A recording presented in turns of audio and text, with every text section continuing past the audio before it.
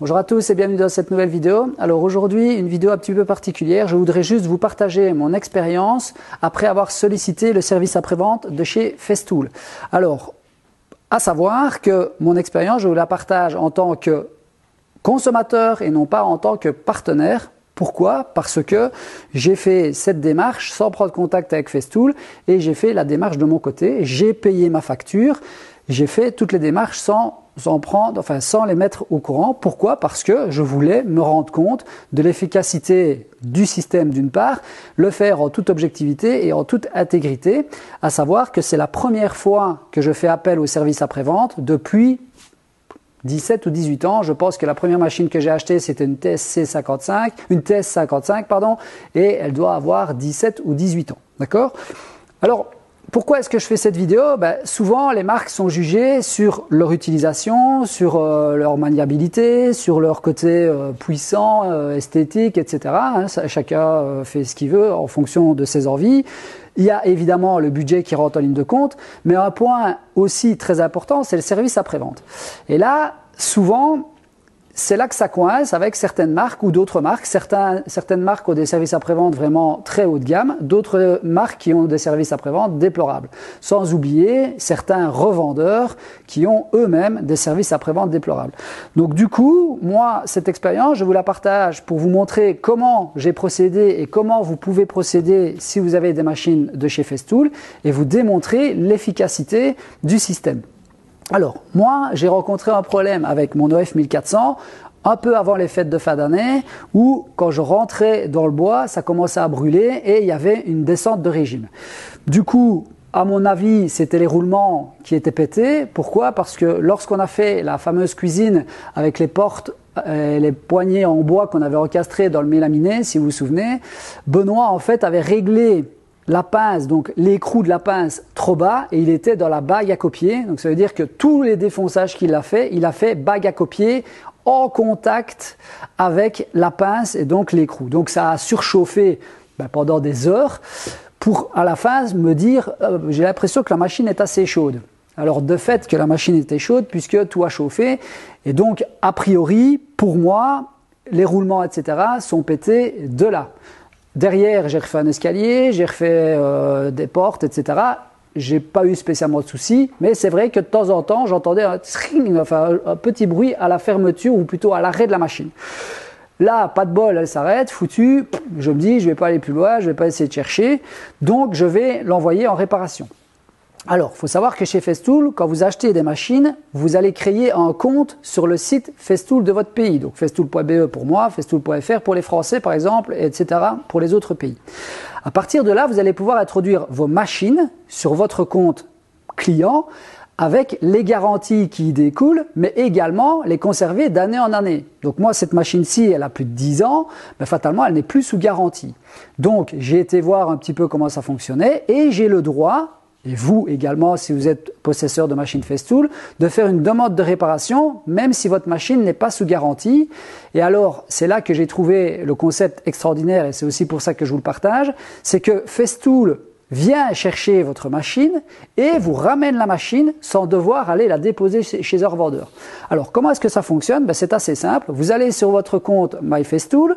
Une fois que vous êtes sur votre compte et que vous êtes rentré dans votre espace personnel, vous avez au-dessus à droite les machines qui vous appartiennent. Donc vous allez dans vos machines, là vous sélectionnez la machine que vous voulez envoyer en réparation et vous faites une demande de réparation. Donc sur la droite vous avez une petite flèche, vous cliquez, il y a un petit menu déroulant et là vous cliquez sur demande de réparation.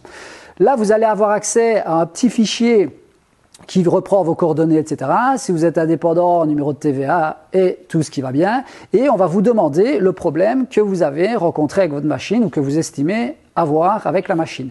Après, il y a un petit onglet qui reprend les accessoires que vous envoyez avec la machine. Donc moi ici en l'occurrence, la défonceuse, je l'ai envoyée nue comme ceci, c'est-à-dire que j'avais retiré la pince et j'avais retiré le plugin, donc le câble qui va avec la machine. Je l'ai mis sans sustainer, je l'ai emballé dans du papier bulle vraiment au maximum pour être sûr que ma poignée ne casse pas, etc. Et je l'ai mis dans un carton. Quand vous avez fait votre demande de réparation, il y a un petit papier que vous devez imprimer. Donc cette fameuse demande de réparation, vous devez l'imprimer et en même temps l'envoyer à Festool. Donc vous avez le bouton envoyer, la demande de réparation est envoyée directement chez Festool par mail et vous, ce papier-là, vous devez l'imprimer. Une fois que lui est imprimé, vous devez le mettre avec votre machine dans votre carton. De là, vous attendez, vous allez recevoir un mail de confirmation de Festool que vous avez bien fait cette demande et qu'ils l'ont bien reçu. Et là, dans la foulée, vous envoie le transporteur. Moi, le lendemain, le transporteur était là pour récupérer mon carton. De là, il part chez Festool. Vous allez de nouveau attendre quelques jours et vous allez recevoir un mail de confirmation de réparation qui s'appelle devis. Alors pourquoi est-ce qu'il le mentionne devis? Tout simplement parce que si la réparation est supérieure à 40% de la valeur de la machine, vous devez accepter le montant de la réparation. Si maintenant le devis où la réparation est inférieure à 40% du montant de la machine, là ils font d'office la réparation jusqu'à maximum 300 € si je ne dis pas de bêtises. Mais c'est noté de toute façon dans les conditions. À partir de là, eux, la réparation est faite, ils vous renvoient la machine et vous payez, donc si le montant est inférieur à 300 € ou vous devez accepter le montant du devis. Donc moi en l'occurrence c'était 114 € et quelques centimes pour la réparation. Donc moi j'ai payé ma réparation à Festool et dans la foulée, ils renvoient la machine et moi je l'ai reçue 2 jours après. Donc j'ai été privé de ma machine un peu plus d'une semaine. Pourquoi? Parce que je l'ai envoyé un mercredi et je l'ai reçu le vendredi. Si je l'avais envoyé le lundi, je pense que je l'aurais reçu le lundi. Donc, pourquoi? Parce qu'il y a le week-end entre-temps. Donc, s'ils ont fait la réparation le vendredi, le temps que le transporteur vienne le rechercher, c'était le week-end. Donc, ils sont venus la rechercher le lundi, etc. Donc, c'est toujours plus intéressant, fatalement, je pense, de faire ça un lundi que de le faire en milieu de semaine. Maintenant, on ne calcule pas quand la machine tombe en panne. OK? Alors, une fois que vous recevez la machine, donc moi elle était comme ceci, elle était quand même vraiment bien emmitouflée, bien emballée, d'accord? Vous avez votre certificat de réparation avec une garantie de 6 mois sur la réparation effectuée. Même si la machine n'est plus sous garantie. Donc moi, ma machine ici, elle n'est plus sous garantie. J'ai pu la renvoyer, j'ai payé ma réparation évidemment, mais la réparation qui a été effectuée, elle est garantie 6 mois. Donc si je rencontre un problème demain, après-demain ou dans 2 jours, quand je vais recommencer à travailler avec pour défoncer les charnières de porte par exemple, je peux très bien refaire appel au service après-vente pour la machine en expliquant que j'ai toujours un problème. Et là, elle est reprise sous garantie. Alors, vous recevez ce petit papier et dans ce petit papier, il est repris fatalement les réparations qui ont été faites. Donc ici, en l'occurrence, ils ont remplacé les 2 roulements de la machine, le roulement inférieur et le roulement supérieur. Ils ont changé le porte-balai et les charbons. Voilà, comme ça, ça c'est fait. Et ils vous expliquent tout ce qu'ils ont vérifié sur la machine. Donc en l'occurrence, le nettoyage de la machine, intérieur-extérieur, le contrôle des fonctions, la lubrification des roulements et de la transmission, test de perte de courant. Et là, ils mettent autocollant vert plus certificat. Donc ici, sur le dessus de la machine, en fait, il y a un autocollant qui reprend le fait que eux, ça leur garantit qu'ils ont vérifié, qu'ils ont fait leur checklist, mais en plus de ça, vous avez la date à laquelle ça a été fait pour pouvoir dire à partir de là, j'ai 6 mois éventuellement pour la renvoyer en réparation si j'avais de nouveau un problème. Donc voilà, c'était ma petite expérience par rapport au service après-vente. Comme je le dis souvent, les marques sont jugées sur leur qualité de travail, etc. Mais on a tendance à oublier le service après-vente puisque soit on y est rarement exposé au départ, ou on n'y pense pas au départ. Et ici, c'était l'occasion pour moi de vous démontrer une fois de plus que même si j'ai fait cette démarche en toute objectivité et intégrité sans faire appel à Festool, étant donné que je suis partenaire de chez eux, ça reste quand même une marque extraordinaire avec une qualité de travail, mais aussi un service après-vente irréprochable. En tout cas, moi, j'en suis hyper satisfait. J'espère que cette vidéo vous aura permis de vous rendre compte de la chance que vous avez si vous êtes heureux possesseur des machines Festool, de vous rendre compte aussi des possibilités que vous avez pour renvoyer une machine, qu'elle soit sous garantie ou pas, avec ce confort quand même extraordinaire de ne pas devoir vous rendre chez votre revendeur pour déposer la machine et être récupéré au bon vouloir finalement de celui-ci. Si c'est quelqu'un qui est hyper réactif, il va faire les papiers le jour même, etc., ça va aller vite. Si c'est quelqu'un de pas trop réactif, vous allez peut-être devoir attendre 2-3 jours parce qu'il fait ça en même temps que ses commandes ou il fait ça en même temps que ses envois, etc.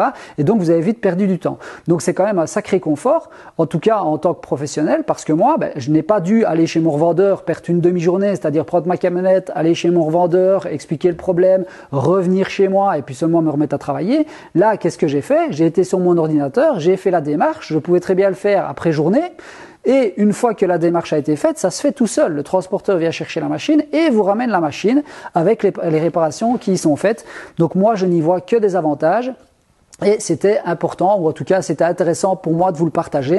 Comme ça, vous savez que si un jour vous achetez des machines Festool, vous avez tous ces services fournis avec ce genre de machine. Voilà, donc dites-moi ce que vous pensez du système, si vous connaissez éventuellement d'autres marques qui le font. Moi, à part Ilti, je ne connaissais personne qui faisait ce genre de service après-vente. Donc d'ici là, je vous souhaite une bonne soirée, une bonne journée pour ceux qui regardent la vidéo plutôt en journée ou en matinée. Et puis je vous dis à bientôt pour de nouvelles aventures. Salut, salut!